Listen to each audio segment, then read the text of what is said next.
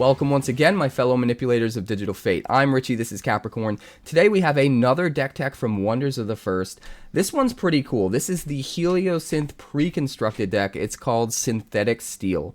And this deck is primarily using a new resource called Faith. You accumulate faith by playing cards that give you faith, and then you have a bunch of ways in the deck to use that faith to get some pretty crazy results.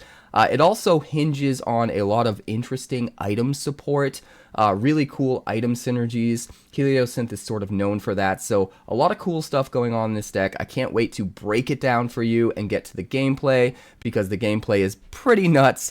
Before we do, please like the video if you haven't already. It helps me get out to so many more people, and I appreciate it so much. Also, subscribe if you're new. If you're looking for Wonders of the First content, or Magic the Gathering content, or just CCG content in general, you are in the right place, so hit that subscribe button. And be sure to catch me live Monday through Friday over on Twitch. That's twitch.tv/quarantinedcapricorn, because if I'm alive and I'm breathing, I'm there and I'm streaming.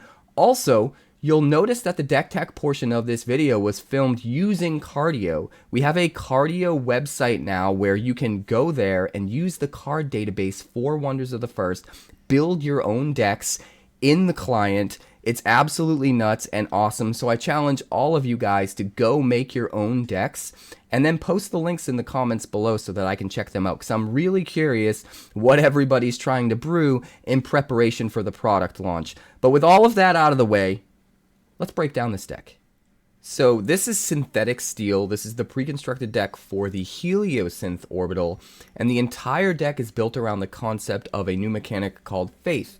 Faith is a resource you can accumulate by using certain cards. It accumulates similar to energy, and then you can spend faith on certain abilities, certain cards throughout the game. And also you have some cards that are scalable, that have a bigger effect depending on how much faith you have, which is also really interesting. A key thing to note about faith is you can only use an ability that spends faith once per round, each round. So keep that in mind. But we're going to start here with Zeltona. Now, Zeltona, the Voice of the First, is a 4-cost legendary wonder. It is a core, so you're going to need a Heliosynth land with a Heliosynth link in play in order to play it. It has 3 power, and whenever another priest, cleric, or fanatic arrives under your control, gain faith equal to its power. So Zeltona's really good to get out as soon as possible, and then almost all of the wonders you end up playing after that, as long as they're the right type, are all just going to give you a whole bunch of free faith from that point on. Also has a tap free ability. You may spend faith any number of times this round. So with Zeltona out, you get to basically pick a round where you use that ability, and then you can just go ham. You can use as many faith abilities as you want, as many times, as long as you still have faith to fuel them, which is pretty interesting. Next up, we've got Numinatrix, Aurora, Ignitara. This is a 3-cost primary wonder with 4 power. On arrival, you gain a static 2 faith, and you can spend 2 faith to put a shield counter on target wonder, which is really nice because shield counters make it so that if they get targeted or destroyed in any way, instead you remove the shield counter, and then you don't have to worry about whatever was targeting them going off or whatever was killing them actually killing them. They're sort of protected, which is really nice. We also have Circuitious Q-7. This is a 2-cost primary wonder, has 2 power, it is a core, and on arrival you gain 2 faith, just like the Numinatrix, but you can spend 5 faith to stun target wonder in this realm, which is really, really helpful, especially just having the threat of activating that, even if you never actually do. It makes your opponent constantly have to play around the possibility that you might use it. And as a refresher, stunning something means that you reduce its power to a base 0, and you tap it. So if it had any tap abilities that they still wanted to use, it would already be tapped. It wouldn't be able to use tap abilities, which is another really cool nuance to stunning things. Next up, we've got Techno-Historian. This is a 3-cost primary wonder with 3 power, and items cost you 1 less energy to play from your hand. Now, this is really, really good in this deck because this deck uses a lot of items. In fact, Heliosynth as an orbital uses a lot of items to begin with. So if you have a Heliosynth link out from a Heliosynth land, and you have a Techno-Historian out at the same time, all of your items will get a cost reduction of up to 2 energy, which is actually pretty insane. And since Heliosynth has a lot of attuned items as well, a lot of times you can get away with just playing items from your hand that cost 2 or less, spending no energy and no actions, and it can be pretty insane. But moving on, we've got Intricate Protective Synthetic. This is a 3-cost primary wonder with 3 power. On arrival, you only gain 1 faith, but you can spend 4 faith to give it +8 for the entire round. So this can out of nowhere become a hugely powerful wonder. And again, it's that threat of activation that your opponent has to constantly play around, not knowing if you're going to do it, that actually makes it super, super valuable. Next up, we've got Nomad Nix. This is a 3-cost primary wonder with 4 power, and on arrival, you get to return target item you own from the Abyss to your hand. Actually a really good ability in this deck in particular because we do use a ton of items. Next up, we've got Xeno Tagion. This is a 3-cost primary wonder with 2 power, and it has a tap-free ability where you get to spend X energy, and if you do, you create a 1-power Experiment B2102 token wonder in target realm and put +X counters on it. So basically, the more energy you have to dish into the tap-free ability, the more powerful of a token that you'll make. But what's really cool about this ability in particular is, first of all, it's tap-free, so it's not going to use an action at all. And you get to put it in any realm you want, which means once you get Xeno Tagion out, you're just always having the option of pulling the trigger and putting a potentially powerful wonder into whatever realm you want, at whatever time you want, without using any action at all. That's a pretty crazy ability to be able to hold up, so Xeno Tagion's pretty nuts. We've also got one Enzo Barboni. This is a 5-cost primary wonder with 5 power. Whenever you play an item, you stun target enemy wonder in the same realm as a biosynth you control. So the more items that you play, the more times you can stun things. And the more biosynth wonders that you're playing with and that you have out, the more opportunities, the more possibilities for different realms that you could stun things in. So obviously, Enzo is going to be really good in a deck that utilizes both of those things, and this pre-constructed deck does a decently good job of doing that. Next up, we've got Sister Azura Silversong. This is a 2-cost primary wonder. It is a core, and it only has 1 power, but on arrival, you gain a whopping 3 faith, and it has a tap-free ability where you get to spend X faith and gain X energy. So Sister Azura can convert your faith into energy. It can only do it once because it is a tap ability, but it doesn't use an action. So if you find yourself in the mid game having a bunch of faith and needing to play some really ridiculously high cost bomby card, you actually have a situation here where you could make that happen, which is really nice. Next up, we've got Experiment X7 V13.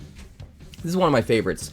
A 3-cost secondary wonder with 3 power. This is also a core, and it has a tap-free ability where you gain faith equal to the number of biosynths you control.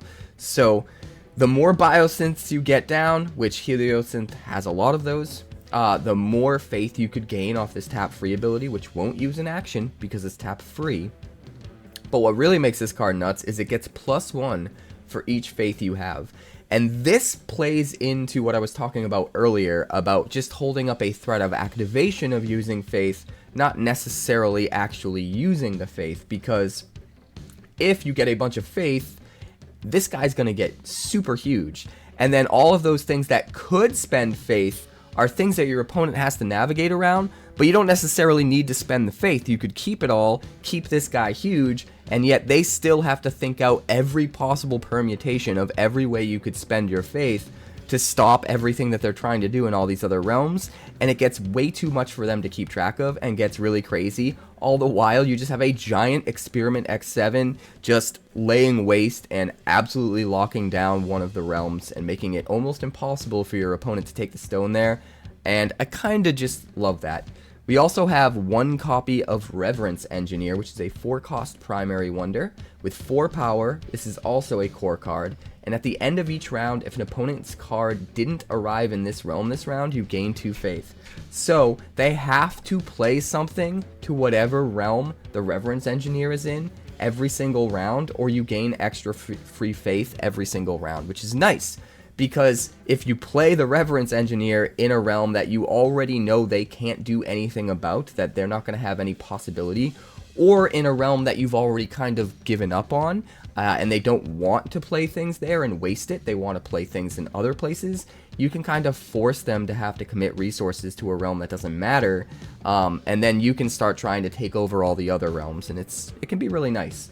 It also has a spend 4 faith ability where target player can't attack, target cards, or play cards in target realm this round.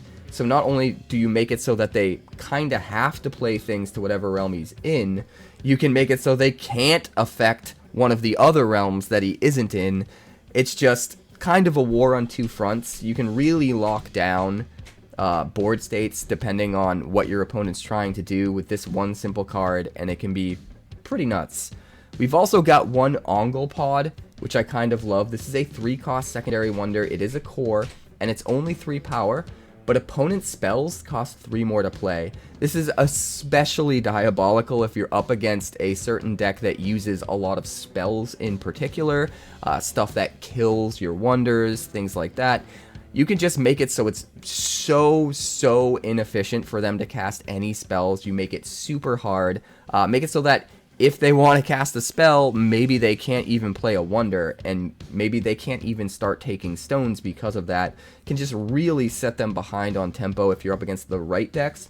But even if you're not, it's still just a 3-power wonder that can help you gain control of a certain realm, and maybe tax a spell here or there, and even that is pretty good. So I actually really like 𝐿. But next up we've got 𝐵𝒉𝒄𝒄 ℔. This is a 3-cost, 2-power wonder. It is a core. On arrival, you gain 2 faith, and it has a tap action. Spend X faith, create X 2-power hologram token wonders distributed among any odd numbered realms in particular. So realm 1, 3, 5, or 7 they can be distributed in. It's important to note they can only go into realms that are already unlocked. So the later on in the game that you do this, the better it can be. Not only because you'll have more faith to make more tokens, but because you'll have more options as far as realms to distribute those tokens. And I can just tell you right now, it is very easy to get 20 plus faith in this deck, and 𝐵𝒉𝒄𝒄 ℔ can be absolutely busted in situations like that, where you just willy-nilly just shoot a bunch of, like 10, 20 tokens wherever you want on the board into 3 or 4 of the different realms. It can be absolutely nuts. I think 𝐵𝒉𝒄𝒄 ℔ is just begging to be broken, and I can't wait to brew with that card more in the future, but even in this pre-constructed deck, it's super good and super fun. We also have Strange Mutated Mass, 2 copies of this, a 7-cost secondary wonder with 0 power, and it's a core. Why does it cost so much energy and require a core for just 0 power? Because its text says this gets plus X power, where X is equal to the total power of wonders you control in adjacent realms. So this can be nuts. If you have, say, realm 3 and realm 5 locked down with a ton of power in each, jam this in realm 4, and it just soaks up all of that power from both sides, which is nuts. It gets even crazier if you have it in a realm next to an experiment X7 that is getting buffed based on the number of faith you have, because then that faith is also translating to the Strange Mutated Mass and helping to buff up this, and it gets completely nuts. So depending on how you plan things and play them out properly, Strange Mutated Mass could be absolutely nuts if used just right. The last wonder here that's hiding behind my face camera is Ethos Relic FR38. This is a 2-cost primary wonder with 2 power, and whenever a card becomes nullified, draw a card, and target player loses 1 energy. So you can make it cost energy for them to nullify your stuff. You also get to draw cards for free whenever they nullify your stuff. You can also use it when you nullify their things. Now, there aren't many ways in this deck for you to nullify stuff, so mostly you want to use it as protection when they try to nullify your things, but I can definitely see a world in the future where you start mixing the Heliosynth cards with some of the other orbitals that do a lot of nullifying, and using Ethos Relic to get even more advantage off of nullifying your opponent's stuff, and it could be really crazy.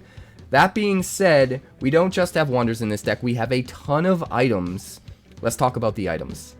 So the items are kind of the backbone of any good Heliosynth deck.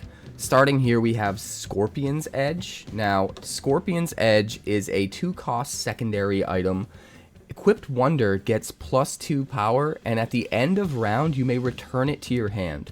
Why would you want to return it to your hand? Because it has a tuned Heliosynth, which means as soon as you have a Heliosynth link in play from a Heliosynth land, this doesn't require an action to play.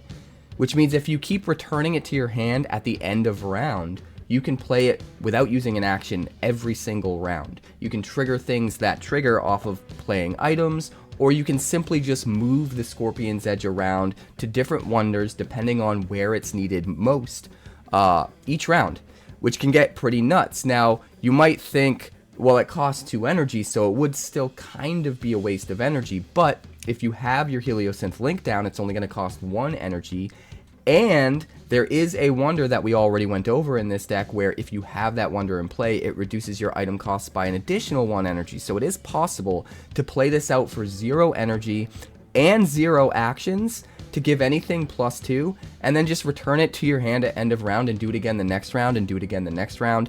It's completely free under the right circumstances. And in that way, you can just freely move around your power, which is really, really nice. And that's why we're running 3 copies. We also have a Desert Survivor MBC suit. This is a 1-cost secondary item. If Equipped Wonder would be destroyed or targeted, destroy this instead. If you do, you gain an action. So it's kind of like a stun, a shield counter in the form of a card, except it's even better than a shield counter because if you end up having to use it, you gain an action back as well. So it pays for itself as far as the action that it costs to play it, which is nice. But wait, it's also a tuned Heliosynth. So if you have your Heliosynth land in play, it's going to get a 1 energy cost reduction, cost 0 energy, and cost no actions to play. And then if it protects one of your wonders, you get an action back anyway. So you actually get to profit 1 action and protect your dude. Really, really good, especially in the right circumstances. Next up, we've got Short Range Force Field Deployer. This is a 2-cost primary item, and it has a tap-free ability. For the rest of this round, whenever a wonder arrives under your control, it arrives with a shield counter on it. So it's even better to use this ability on a round where you have a bunch of energy and maybe a bunch of extra actions from harvesting lands, and you can just play a ton of wonders all in the same round, because the more wonders that you play in that round, the more shield counters that you'll get for free off of the Force Field Deployer. Can be really nice. Next up, we've got Staff of the Sandseer. This is a 3-cost primary item. It is a core though, so it requires that Heliosynth link. And on round end, if you have 4 or more faith, you get to draw a card. And if you have 12 or more faith, you create a 3-power Sentinel token wonder in the same realm as Staff of the Sandseer. So really, really good for a deck that's trying to build up a ton of faith like this. You get to draw free cards, then you start to be able to draw free cards and make free 3-power wonders. Can get absolutely out of hand if you get it down early and use it just right. Next up, we've got Life Engine Heart. This is a 3-cost secondary item. It is a core. On arrival, you gain 3 faith, and then you can sacrifice free to gain 6 faith. That sacrifice free will not actually use an action, so with the 1 action of playing this, you actually get to get a total of 9 faith. It can actually be backbreaking in the right circumstances. Next up, we've got Solaris Stormcaster. Talk about backbreaking. This is a 3-cost secondary item. When Equipped Wonder attacks, target enemy wonder in this realm gets -X this round, where X is the Equipped Wonder's power. As if that wasn't enough, it's also a tuned Heliosynth, which means you can play this without using up an action if you have your Heliosynth land out. This card is bananas. The more powerful the wonder you put it on, the more powerful the Stormcaster is. The fact that every time that attacking wonder attacks, they get to just nuke a wonder on the opponent's side. And it's important to note that a wonder can go to 0 power and not be dead. It'll still survive, it just won't contribute anything to combat. But if you get a wonder to -1 or less power, it does die. It goes to the abyss, to the discard pile, and it's gone forever. So pop a Solaris Stormcaster on a really powerful wonder, and you can start actually killing your opponent's wonders. And if you put it on a wonder that can somehow move freely between realms, maybe by flying or maybe by some other means, which we'll get to in just a minute, it gets even better because now you get to start moving your Solaris Stormcaster and the wonder that's attached to around to different realms and killing things wherever you need to kill them, and it can get really crazy, really out of hand. It's an awesome card. Next up, we've got Sand Goggles. This is a 2-cost secondary item. It is a core, and you can sacrifice free to untap equipped wonders. So if you have a wonder with a really good tap ability, like a lot of the wonders in this deck are, you can basically use that tap ability a second time by sacking the Sand Goggles. It's also a tuned Heliosynth, so it doesn't cost you an action to play the Sand Goggles if you have that land out. And equipped wonder can't have -1 counters on it, which is really, really nice, because even if you're not ready to sacrifice free and untap a wonder or whatnot, being able to protect your wonder from -1 counters is nuts. And also, if you notice the fine print, it says if it does remove them in regards to the -1 counters. So when you equip the Sand Goggles, if that wonder already has a bunch of -1 counters on it, you can remove them immediately just by equipping the Sand Goggles, which is super, super good.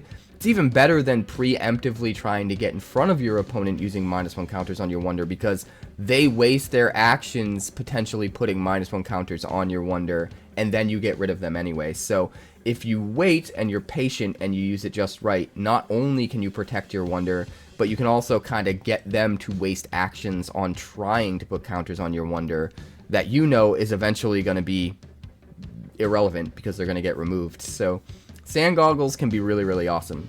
We also have a Black Hole Blunderbuss. This is a 5-cost secondary item. Why is it so expensive? Because equipped wonder gets +9 power. +9 power. Imagine equipping this to the same wonder you have the Solaris Stormcaster on. Absolutely devastating. It's also a tuned Heliosynth, so just like a lot of the items in this deck, if you have your Heliosynth land out, you can just play it without using an action, and being able to save actions whenever possible by doing something like that is very integral to getting ahead in this game and figuring out the quirks of what it takes to be really good at the game. So yes, a tuned Heliosynth for +9 power, absolutely. The last card I want to talk about is one I alluded to earlier when I talked about the Solaris Stormcaster. This is the V8 Wanderer. This is a 3-cost secondary item.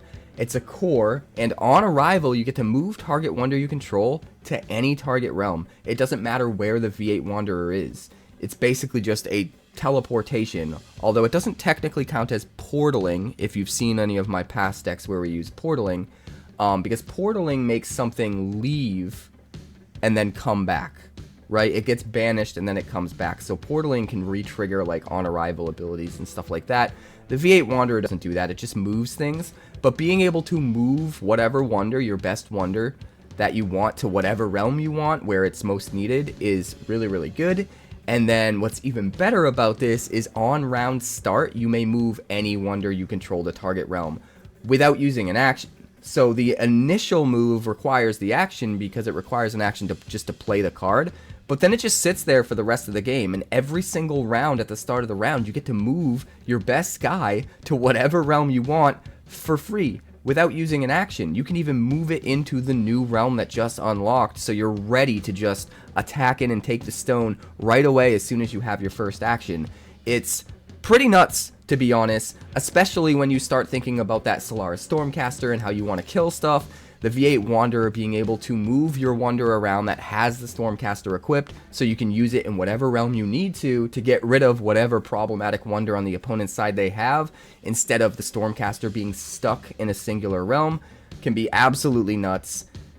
It's such an awesome card. I love it. But there's more than just items in this deck. We've got lands and spells as well.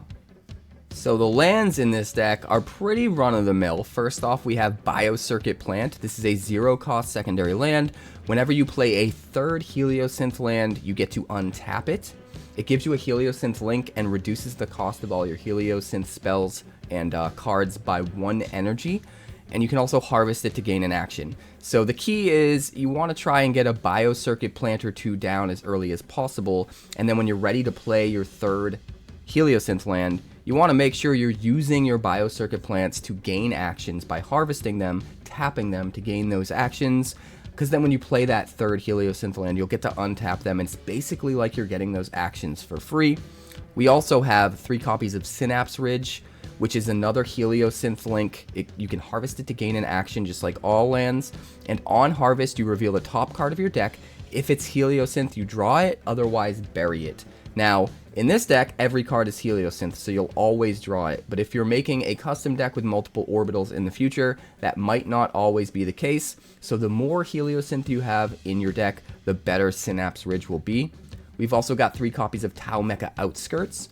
This is a 0-cost secondary land, and you can tap it to gain an action, you can harvest it. You can also get your Heliosynth link from it, but also on play, you just gain 2 faith. So this is a way to just gain 2 faith easily without really having to commit an action, since you're playing a card that can be harvested to get your action back later, which is really, really nice in a deck that relies on faith.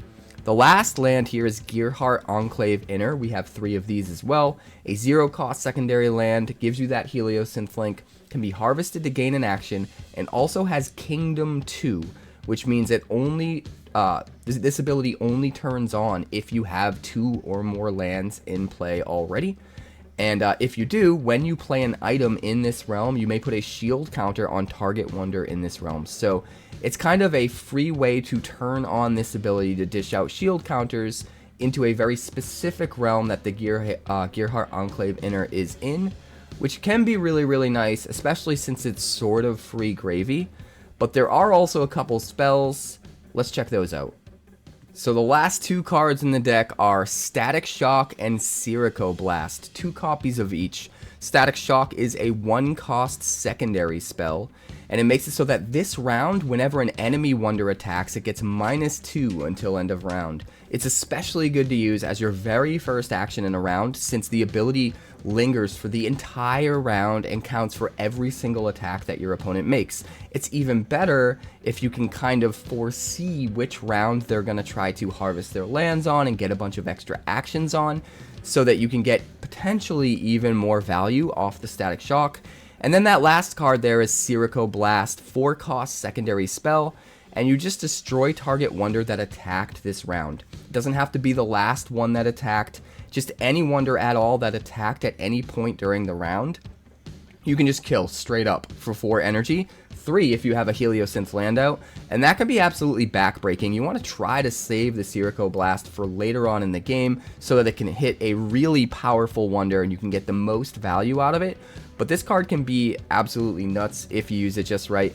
And that's the deck. Honestly, the deck is crazy. You get a good opportunity to see all of the interesting item synergies and faith synergies in action, and it's really making me think about the kind of decks that I want to brew in the future. So with all of that out of the way, let's check out the gameplay. So I'll be using the Heliosynth pre-constructed deck, which is called Synthetic Steel. My opponent is once again No Refills, and she will be using the Witness Greatness pre-constructed deck, which is the Boundless pre-constructed deck. It is the start of round 1. We're going to draw a hand of 7 cards. 2, 3, 4, 5, 6, 7. I draw Experiment X7 V13, Gearhart Enclave Inner, Circuitious Q7, another Experiment X7, Sister Azura Silver Song, Biocircuit Plant, and Scorpion's Edge. I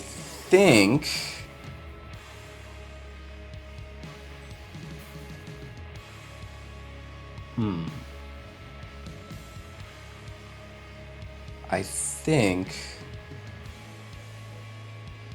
we will toss back one of the experiments. I'll keep the rest.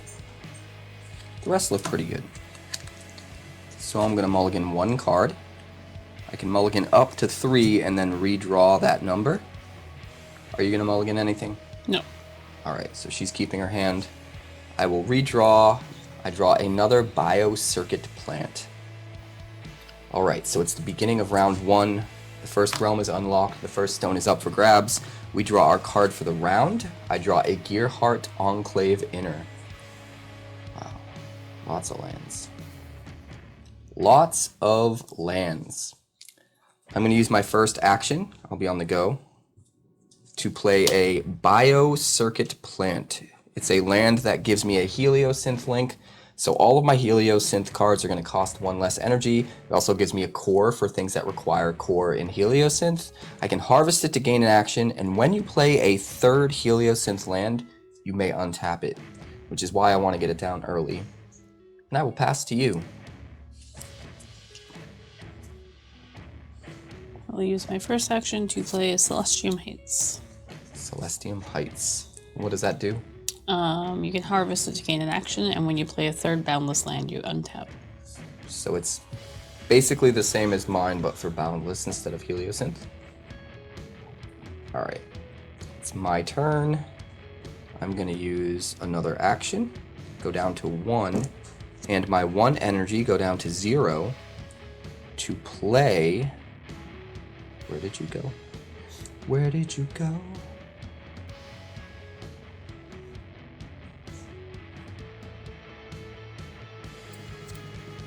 Sister Azura Silversong.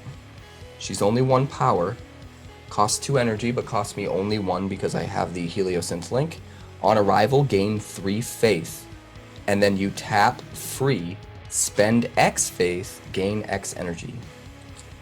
So, we're going to use this die right here to represent faith. I'm up to 3. And I will pass to you.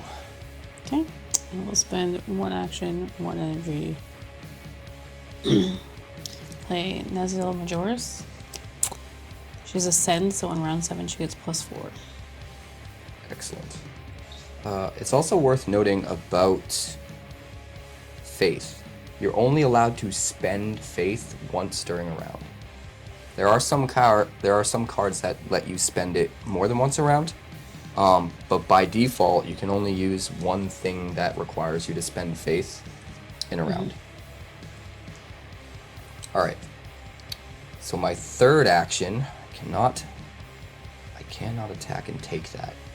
But I feel like I at least need to defend it so you can't take it. Which is kind of a bummer. Can I?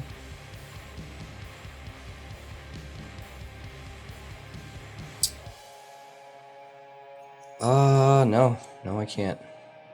There isn't anything I can do to really stop you, unfortunately. I'm going to spend my last action to draw a card. I draw a V8 Wanderer. Pass to you.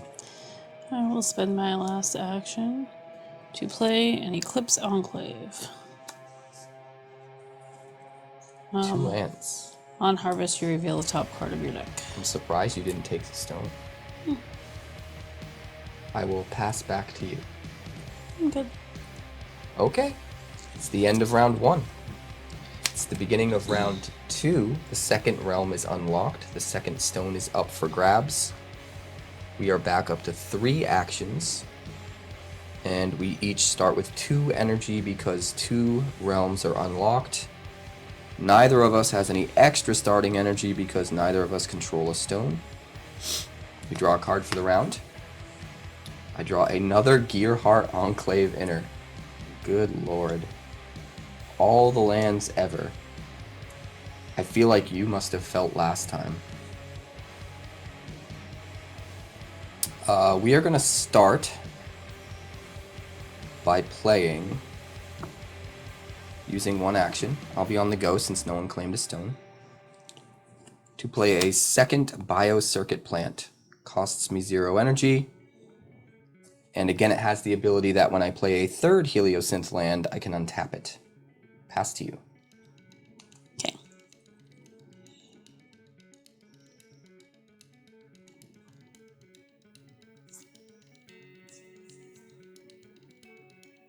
Good golly, Miss Molly.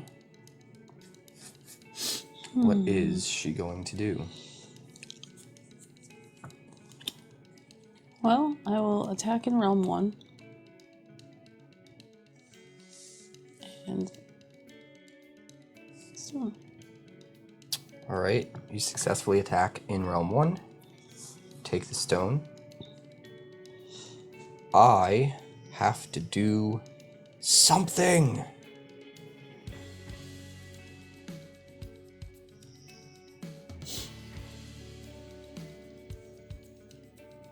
I could do that. I could do that. I could do that.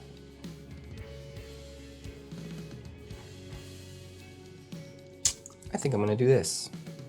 I'm going to spend an action, go down to 1, spend both of my energy to play a V8 Wanderer in Realm 2. It's a core, so it requires a Heliosynth land to play it, and I do have one. On arrival, move target wonder you control to target realm, and also on round start, you move target wonder you control to target realm. So, Sister is coming to Realm 2. Okay. Pass to you. I will spend 1 energy and 1 action and play Knievel Wayfarer in Realm 2. Stop ruining my life. And I will pass you. I bet you will. And every other stuffed shirt, swaggering peacock I've met. Okay, I'm going to use my last action, no energy, to draw a card. I draw a Scorpion's Edge. Pass. I will use my last action to attack in Realm 1. Or Realm 2. Realm 1? Realm 2. Sweet! Alright, you win combat, I only have 1 power.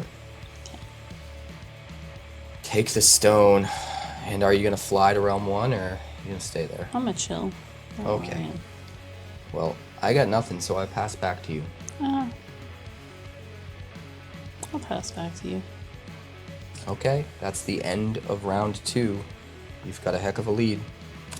It's the beginning of round 3. The 3rd realm is unlocked. The 3rd stone is up for grabs. We're back up to 3 actions. We each have 3 energy, and you have an extra 2 energy, bringing you to 5 because you control 2 stones. Not very happy about it. I'm going to draw my card for the round. I draw a Solaris Stormcaster. Alright, things are looking up, guys. Things are looking up. Alright. I go first? No. At round start, I'm allowed to move target wonder I control to target realm. I target Sister Azura. I target the 3rd realm. Okay. Now you get to go. Alright, I'll spend. Since she claimed the last stone, she gets to go first. 3 energy and 1 action. And I will play. I don't know how to pronounce it. Gyrois Cygnus. Gyrois Cygnus. Each Must be round, nice having all of that energy over there. enemies can't attack more than once in each realm, and on ascend it gets +4. So it could theoretically attack more than once in a different realm. It could attack once in every realm, hypothetically. It doesn't have flying, so it doesn't have a way to get to another realm, but theoretically, right? Enemies can't attack Oh, more than enemies once. can't attack more than once. Right. Now I remember that card. Dang, yo. I need some coffee. How did I go? I went down too many actions. Your turn. Alright. Well,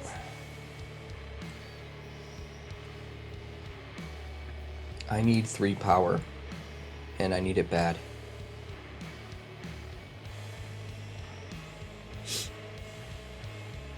It's my power, and I want it now. Alright.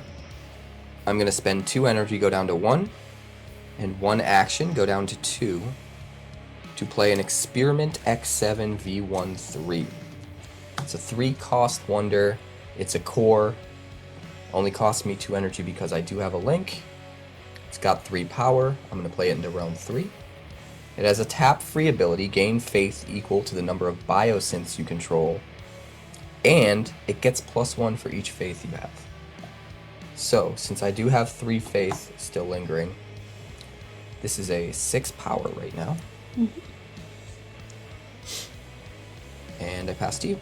Okay. I'm going to spend 1 action.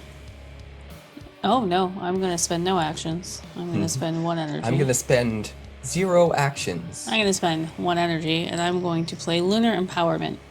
Up to 2 target wonders with Ascend have their abilities become active this round. Oh, jeez.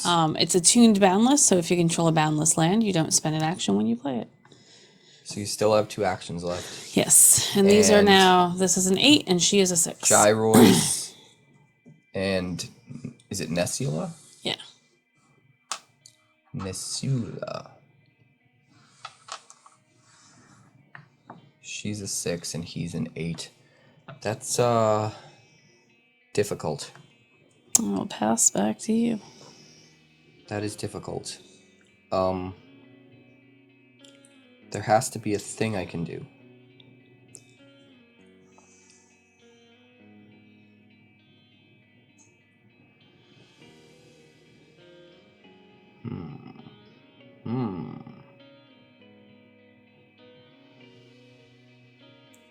Alright, I got this. He's an 8, right? Gyrois? Yep. I'm going to spend 1 action, go down to 1. And my last remaining energy to play a 2-cost Circuitious Q-7 in Realm 2. He has 2 power, and on arrival gain 2 faith. That will bring me up to 5. And I can spend 5 faith to stun target wonder in this realm. As a free action, I can do that once per round. Okay.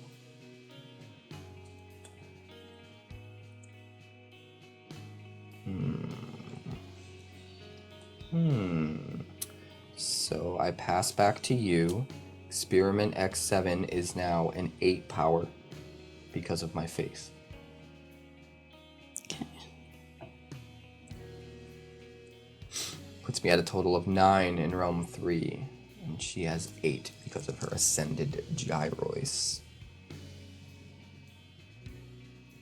At least I'm holding the fort. I'm doing what I can with what I've got. That's a Tremors quote.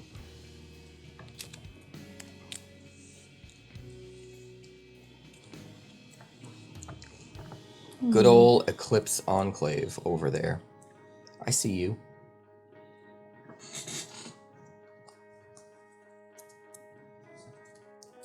I will 8 against 9. He's not equipped.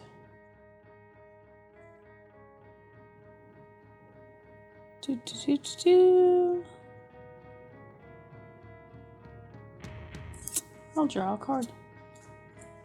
Go down to 1 action. Mm-hmm. See, the reason I put Circuitious Q7 in Realm 2 is so that if you try to move your flyer, your Knievel, to help out in Realm 3, it leaves Realm 2 open. Thinking. So, let's see, my last action would be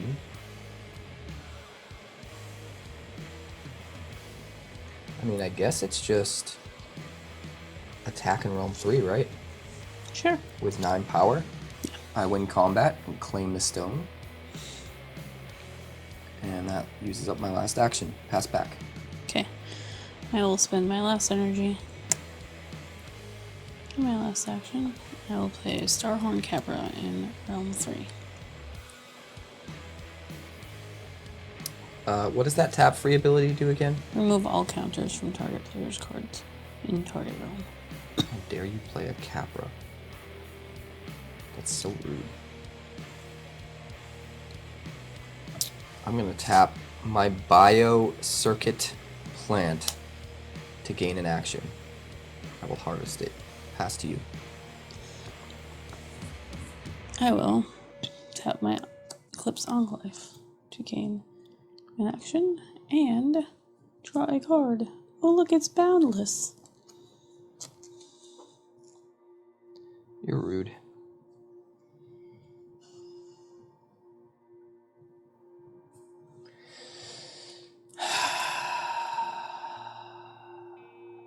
She's gonna take it. She's gonna take it, and there's nothing I can do. Well, I guess there's something I can do, but I really don't want to. I really don't want to. But I think I might have to. I think I might have to.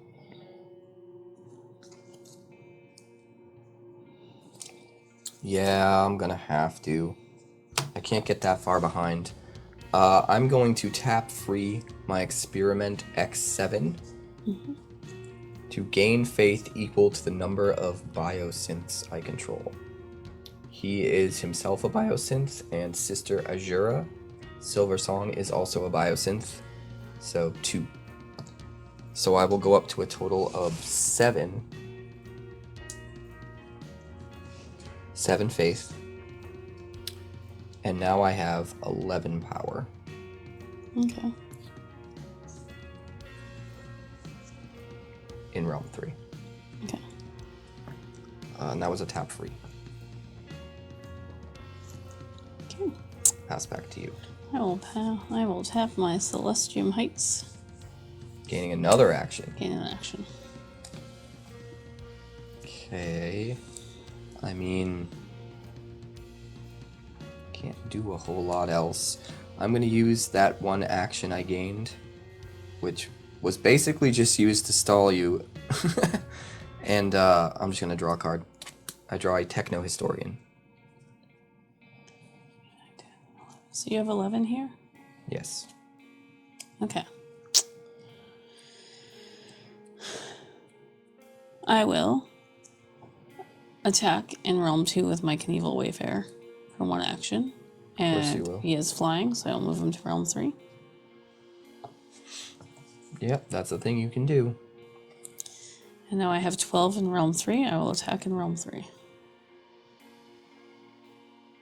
Yeah, you win combat. I mean, it took 2 extra actions, but you win. You get the stone in Realm 3.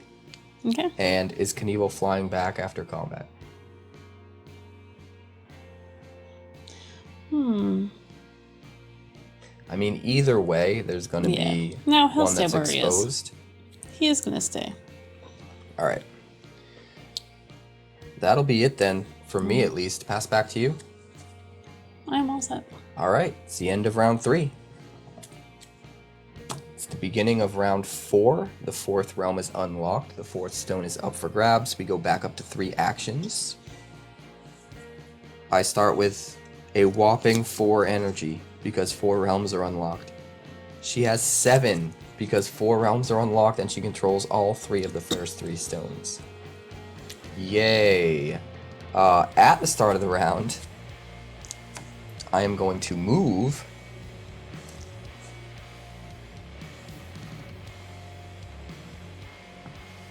Experiment X7V to Realm 1 with the V8 Wanderer. And you can draw a card. We'll both draw a card for the round. Yep. I draw a Reverence Engineer. And you are on the play because you were the last person to win a stone. He's 10. Currently, yes. He is a 10. I will spend 1 action, 1 energy.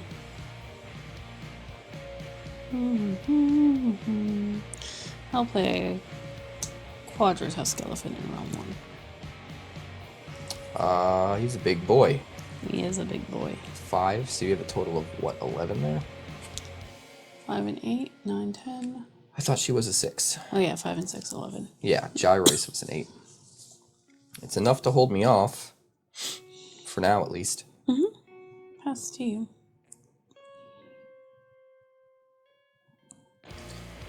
I will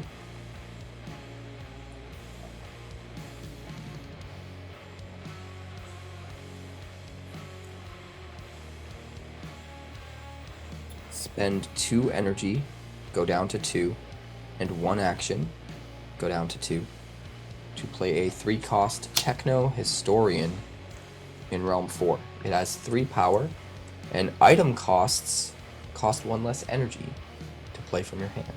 Okay. Pass back to you. I will spend 1 action and 3 energy and play an Ethereal Enigmist in Realm 4.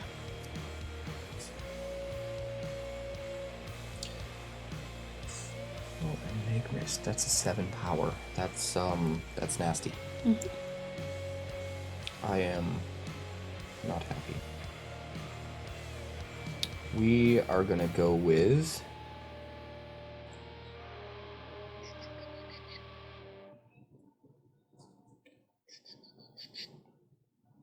all right.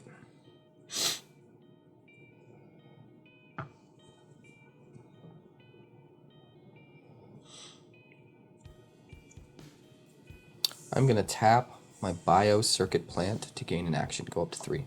Okay. Pass to you. Hi.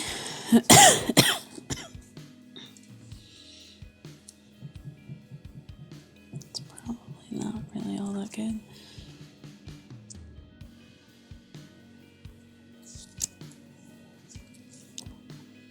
I'll spend my last energy and my 1 last energy? action. No, I had 3 energy. And I will play a Stoic Temple Guardian in Realm 2. That's a whole lot. Power 3, and there's an Opponents can't seize a stone in this realm unless they are attacking with 2 or more wonders. Well, that is pretty smart, I think. I am going to spend 0 energy and 0 actions to play Scorpion's Edge. I get 1 cost reduction from Techno-Historian and 1 from my Heliosynth Link on my Biocircuit plant. Mm-hmm. So 0 energy, and it's attuned Heliosynth. So if I have a Heliosynth land, it doesn't cost an action either. So we're going to play this on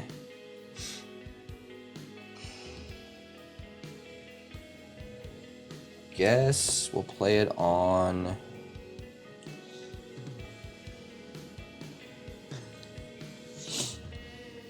Babe, I think I am showing you how to witness greatness.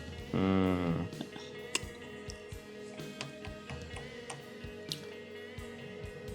guess we'll play it on the Experiment X7. Okay. What does the Scorpion's Edge do? It's just +2. Okay. +2 power, and I can return it to my hand at end of round if I want. Okay. Pass to you. Well, I am all out of actions, so it is your turn, and you've still got 3 full actions. Yep. Okay. Keep going. I'm going to spend 0 energy and 0 actions to play a second Scorpion's Edge on my Experiment X7. Oh, I see, I see. Pass back to you. Okay, yep. I am going to spend 1 energy, go down to 1, and 0 actions to play an attuned Heliosynth Solaris Stormcaster. Just like the Scorpion's Edge, it's attuned Heliosynth, so it doesn't cost me an action if I have a Heliosynth land. It's 3 energy, but it gets 1 cost reduction from Techno-Historian and 1 from having Heliosynth Link. Equipped Wonder, whenever Equipped Wonder attacks, target enemy Wonder in this realm gets -X, where X is Equipped Wonder's power. So, this is a 14 power. Is it the power before being equipped or after being equipped? I'm going to take this little token and put it on the experiment, and that's to signify it's tapped, because it has so much equipment right now, it's going to be obnoxious to actually keep it tapped on the mat. What was your question? Is the power with everything equipped or without everything equipped? With This is something we had asked before. It's power straight. Yeah, it's whatever its power is total. So, pass back to you. Nope. I will use an action. Sure. Go down to 2 and attack in Realm 1. Yep. And I will kill your Nesula Majoris and take the stone. Sure.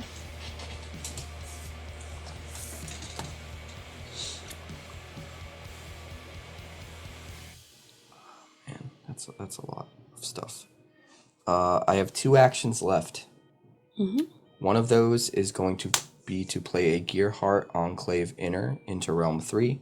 I go down to 1 action. It is a Heliosynth land that gives me a Heliosynth link. It can be harvested to gain an action. And when you play an item in this realm, you may put a shield counter on target wonder in this realm. Okay. And since it's my 3rd Heliosynth land, I get to untap my 2 Biocircuit plants. Sure. Pass to you. Yep. All right, my last action will be used to draw a card.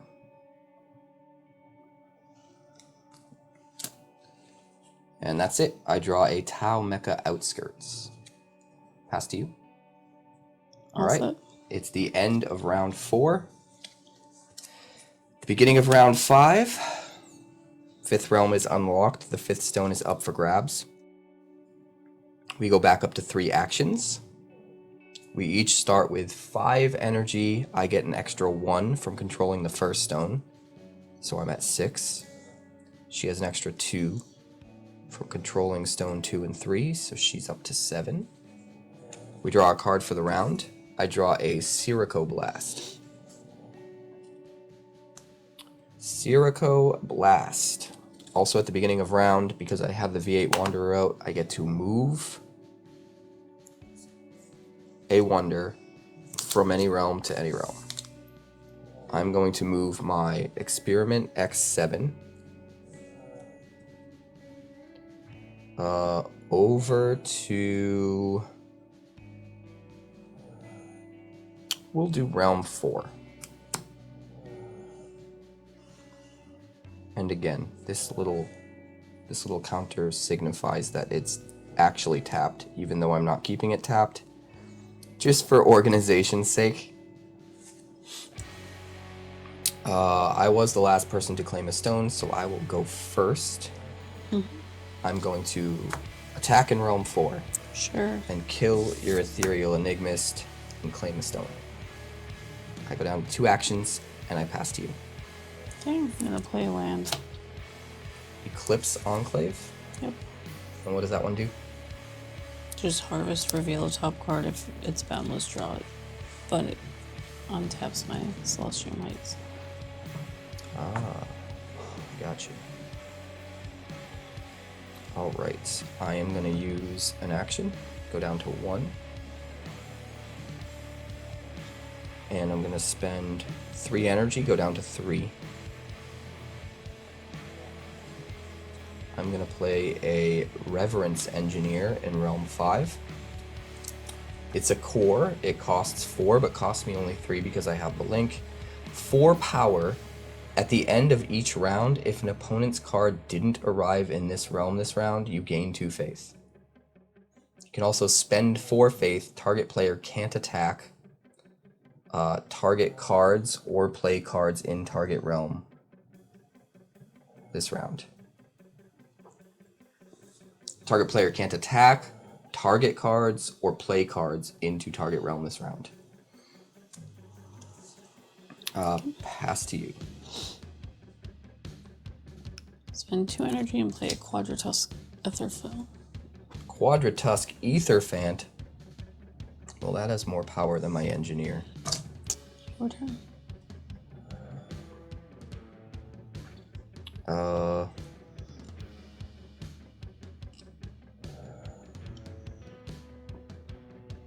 I will use my last action to play a Tau Mecha Outskirts into Realm 5. It is a Heliosynth land that gives me a link. I can harvest it to gain an action, and on play, I gain 2 faith. So I'm up to 9 faith. You just flip your 6 upside down and it would look like a 9. That's true. That's true. I could Looks have like done 36. that. It is 36. That's, yeah, I have 36. Fine, we'll do 9. Okay. Pass to you. I'll attack in realm 1. Good call. Don't think there's anything I can do about that, but I do have 3 energy left. I'm going to tap my Bio-Circuit plant to gain an action and go up to 1. Sure. Pass to you. I'm going to tap my Enclave Control Cord and gain an action. I'm going to use my last action to draw a card. Okay. I draw a Synapse Ridge. A Synapse Ridge. Back to you. Pass to you. I will attack in realm 5. Attacking in round 5. Mm-hmm. Yeah, there's nothing I can do about that. At least not yet. So you win combat by 1, because I only have 4 power, you have 5. And you get to claim the stone in realm 5. Let me think.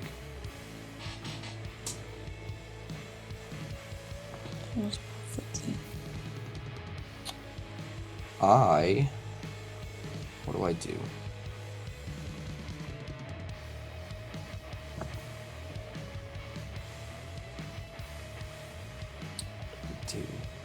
Like, I can move the experiment around every round and kill something, but, like, that's still only one.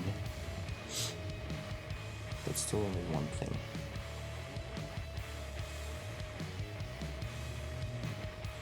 I will tap my other Bio-Circuit plant to gain another action. Pass back to you. I will pass back to you. I will lose my mind. Alright. I'm going to use that action, go down to none to draw a card again. I draw a Static Shock. Pass back to you. Oh, I'm good. I'm going to tap my Gearheart Enclave Inner to gain an action. Go up to 1, pass to you. I'm all set. Alright, I'm going to use that action and the last 3 energy I have to play a Circuitious Blast. Destroy target wonder that attacked this round. I'm going to kill your Aetherphant. You want to kill this one? Did that one attack this round? Yep. I'll kill number 1. You know what? I'll kill the one in round 1. It might not necessarily be the best right away, because I could attack with the Engineer at the start of the next round if the way's clear here. But Realm 1's more important because it can be a tiebreaker. So long term, I think it's better to do that. So yes, we will Circuitious Blast that guy. Alright. Pass back to you. I'm all set. Alright, that is all I'm doing this round. So the end of round 5. Okay. It is the beginning of round 6. The 6th realm is up for grabs. Sorry, the 6th realm is open. The 6th stone is up for grabs. We had a very long holiday, guys, and we're exhausted, but couldn't stay away from this game. It's just too fun. Alright, we're going to draw a card for the round. I draw another Static Shock. So up to 3 actions. We both start with 7 energy. I get an extra 1 from having 1 stone. That's all I have. So I'm at 7. You start with 6 energy and you have an extra 4 because you control 4 stones. So you're up to, what, 11? 10. 10? Yeah, 10. And since you were the last person to claim a stone, you get to go first. But first, I get to use my V8 Wanderer to move my Experiment X7 to a place. Realm 3. Here you go. Okay. He's 14. This isn't technically a counter, remember? Yep. But he's 14, right? 16. I gained an extra 2 faith from the Tau Mecha when I Alright. played it. Went up to 9.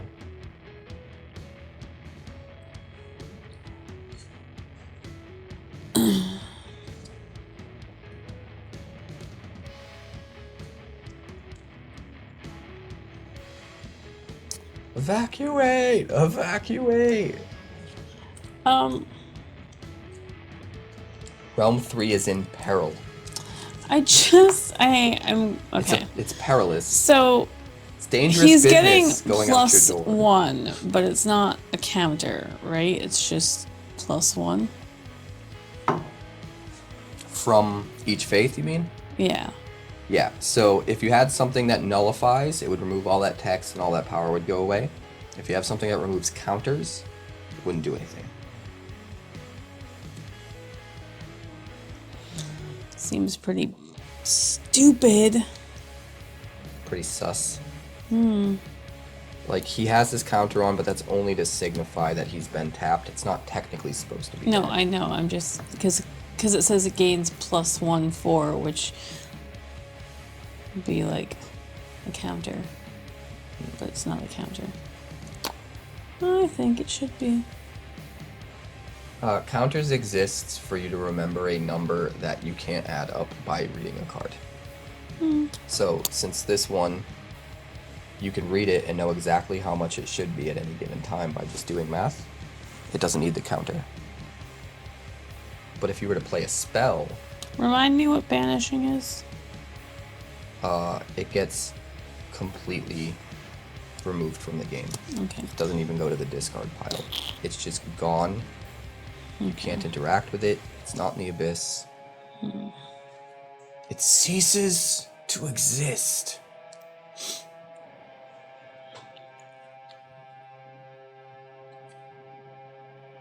I don't like that you're asking about that word. Because I have one really powerful wonder, and the rest of my guys are really, really meh right now. And now I'm worried.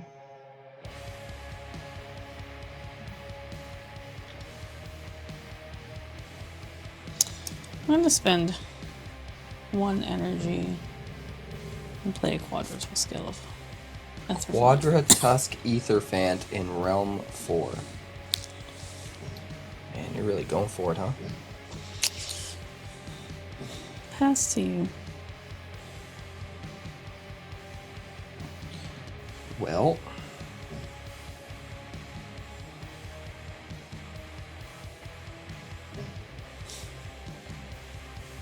I'm gonna spend 0 energy and 1 action, go down to 2, to play a Static Shock. This round, whenever an enemy wonder attacks, it gets -2 until end of round. Okay. Pass to you.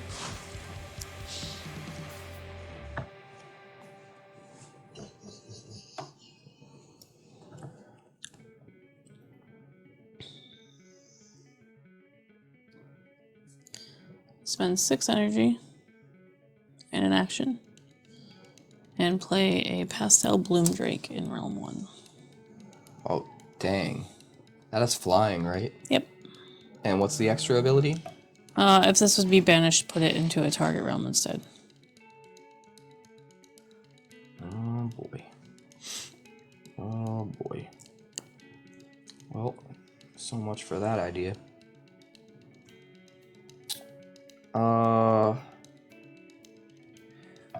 I'm gonna use an action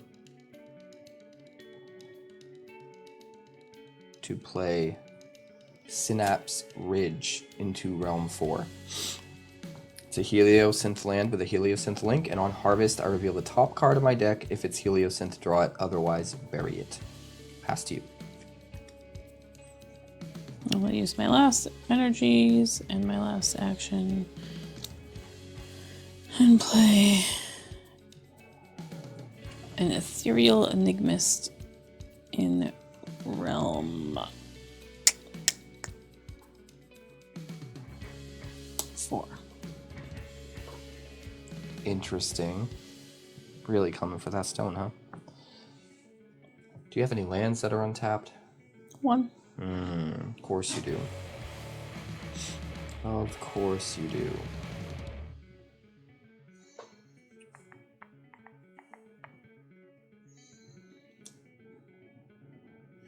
So if you attack, they'll both get -2 until end of round, and you'll have 8. 8. 8. I don't want to do the thing.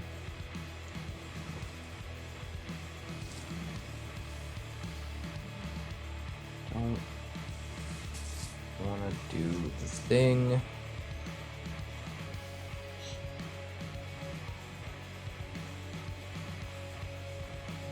Alright.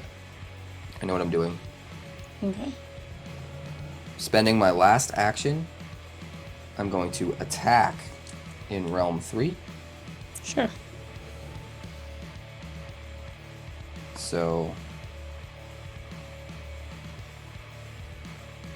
9, 10, 11, 12, 13, 14, 15, 16, and then minus 16 to Gyrois.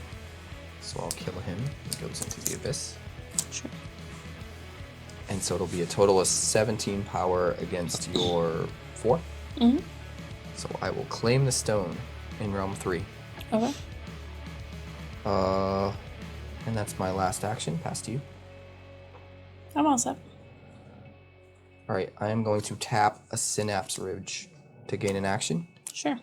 And when I do, I get to look at the top card, reveal it, and if it is Heliosynth, I get to draw it. It is. It's Tau Mecha Outskirts. Okay. Pass to you. No, pass. Alright. I have one action. I am going to spend 5 faith. Do I want to do that? Yeah. I will use an action, my last action. Yep.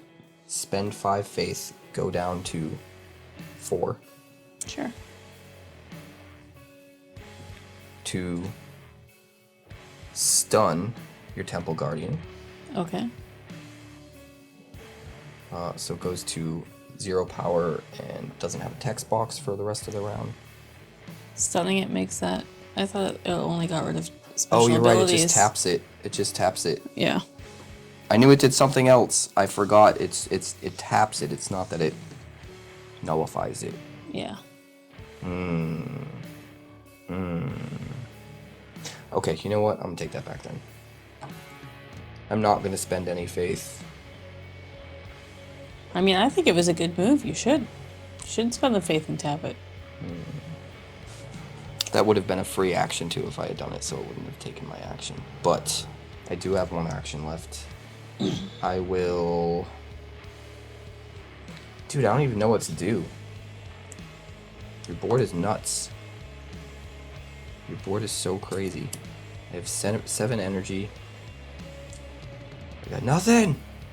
I got nothing! You could just tap and get in action. Alright, here's what I'm gonna do. I'm gonna use my last action. I'm gonna waste all my energy and I'm gonna draw a card. I draw an Intricate Protective Synthetic. And that's it. I pass to you. Okay. Alright, it's the end of round 7. No, it isn't. 6. It's the end of round 6. Leave me alone. I need more coffee. You end the game already. I win. I know, win. right?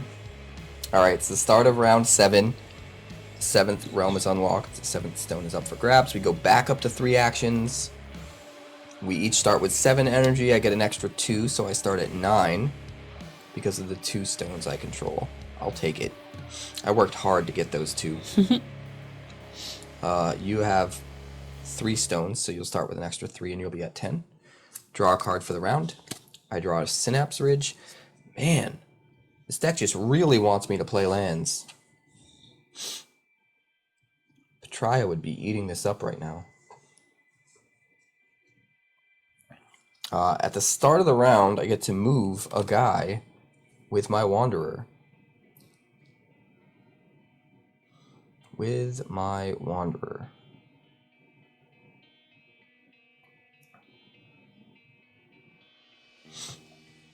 We're going to move him into Realm 1.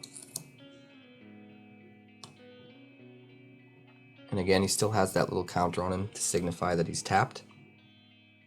Just because he has every equipment ever attached to him. Alright.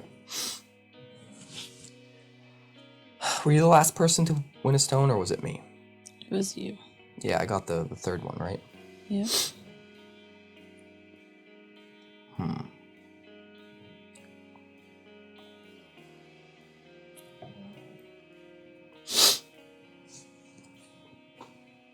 It's gonna be tricky.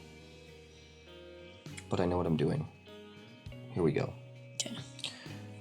I'm going to spend 2 energy, go down to 7, and 1 action, go down to 2, to play an intricate protective synthetic into realm 3. It has 3 power. On arrival, gain 1 faith. So I go up to 10. Okay. I don't have a 0. I don't have a 0. It's okay, I'll just do 5 and 5. It's fine. I can spend 4 faith. Again, only once per round I get to do one spending of faith. And it can get +8 this round if I do that. Pass to you.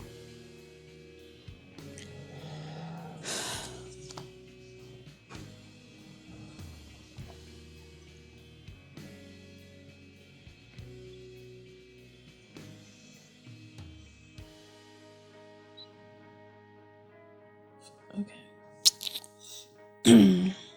Lots of options. Spend 3 energy, 1 action, plays Scenic Azimuth in realm 6. Scenic Azimuth. He doesn't have Ascend because I drew him this round, so he wasn't out already. But if he did, he would get +2 for each enemy wonder in this realm, which there are none. But... Fair.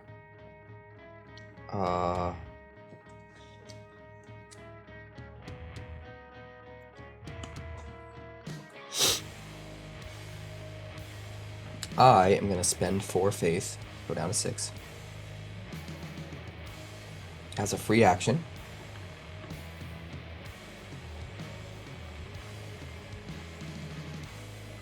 target player cannot attack, target cards, or play cards into realm 4.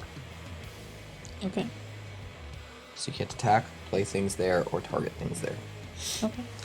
For the rest of the round. Alright. Pass to you. I'll attack in realm 6. You got it. You win. I've got nothing there. I'm going to denote that there cannot be an attack here with this little guy. Okay. This little guy right here. Alright.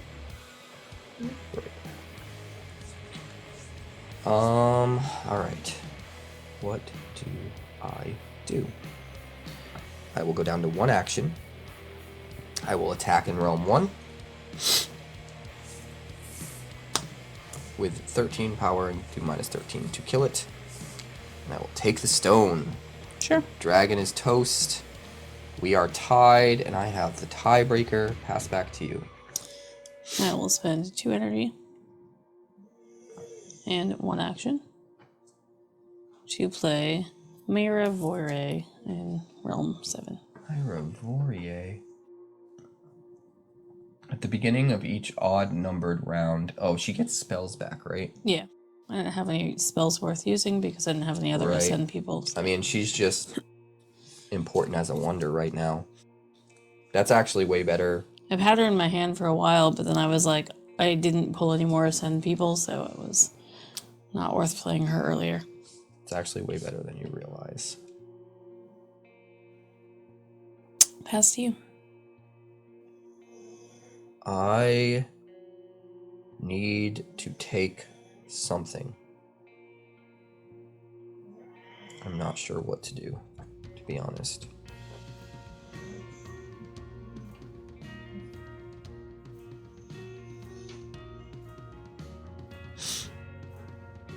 There's a lot of options. I don't want you to take that. It's a problem. I don't think I have any way to truly deal with it. I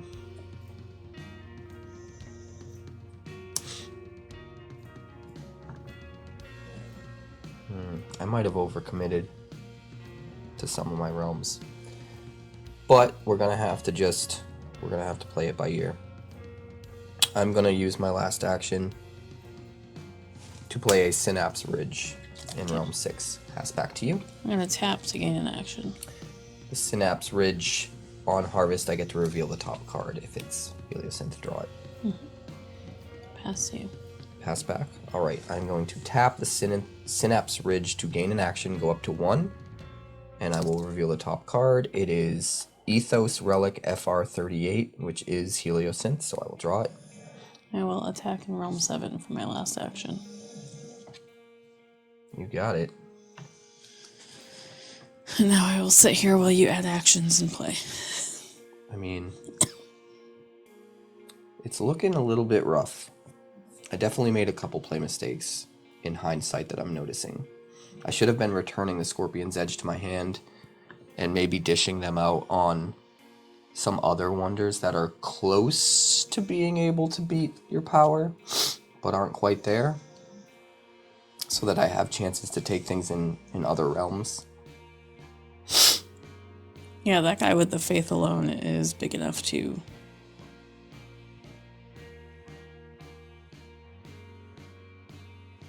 I mean, it makes sense to put the Stormcaster on him. Yeah. And to go big, and it made sense to put the Scorpion's Edge on him to go even bigger. I just don't think it made sense to keep them there.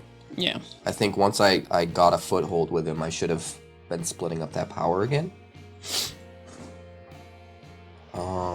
And I also have a card in my hand that I think it's a day late and $1 short if I play it right now.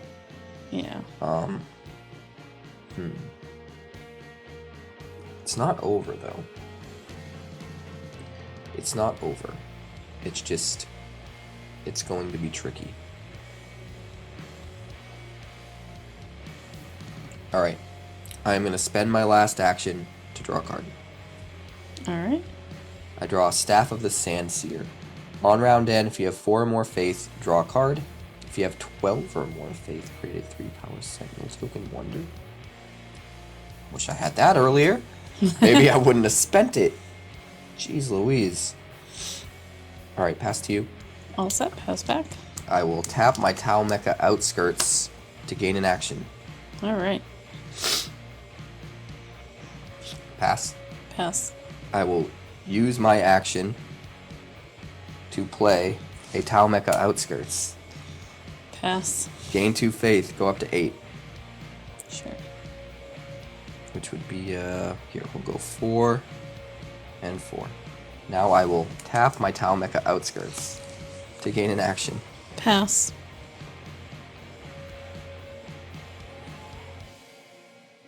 This is not good. This is not good. You don't have another Tau Mecha out. I let things...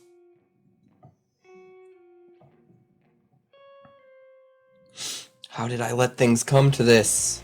How? Babe, I think you just witnessed greatness. That's just... I'm gonna spend 1 action. Go down to 6. And my last... Or sorry, my last action and 1 energy. Go down to 6. Play an Ethos Relic FR38 into Realm 2.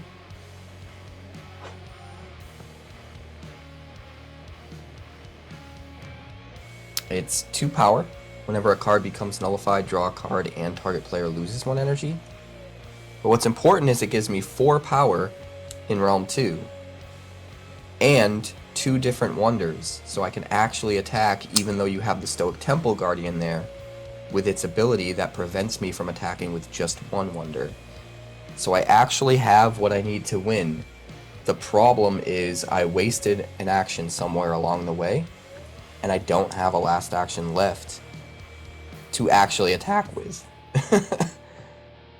So if I had figured that out 1 action sooner, and maybe, well, I mean, I guess I needed to draw that card. I guess drawing the Staff of the Sandseer, that last card that I drew, That was what did me in. If instead of doing that I had played the Ethos Relic, I could have used my last action to attack in realm 2 with the Ethos Relic and Circuitous and won the stone in realm 2.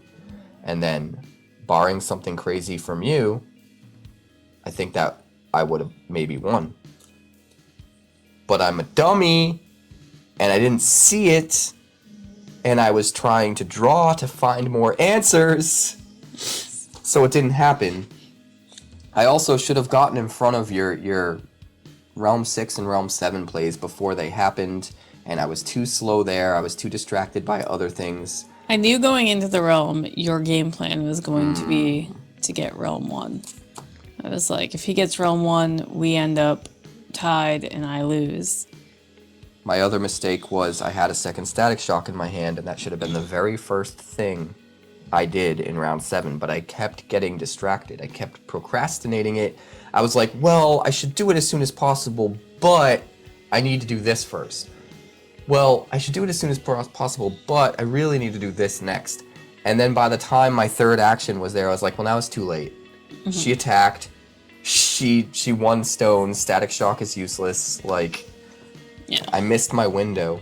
So. I was doing the math on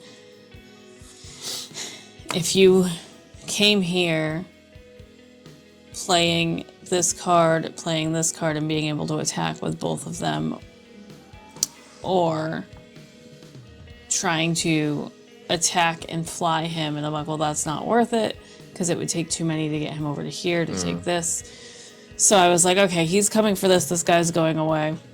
I was like, play, attack, tap, attack. Well, you beat me again. There were outs that I had, but that just goes to show you how complicated this game can be.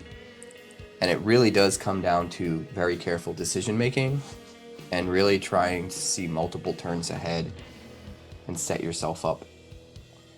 But hey, at least we witnessed greatness. Yeah, one of us had to show you how it was done.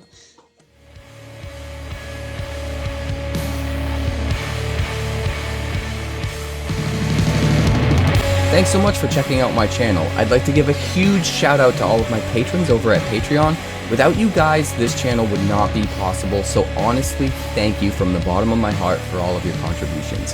If you haven't yet, like and subscribe. The more likes we get and the quicker we get them, the bigger this channel will grow and the faster it will grow. I'd love nothing more than this channel to become something very special for you guys, but it's entirely up to you how fast that happens.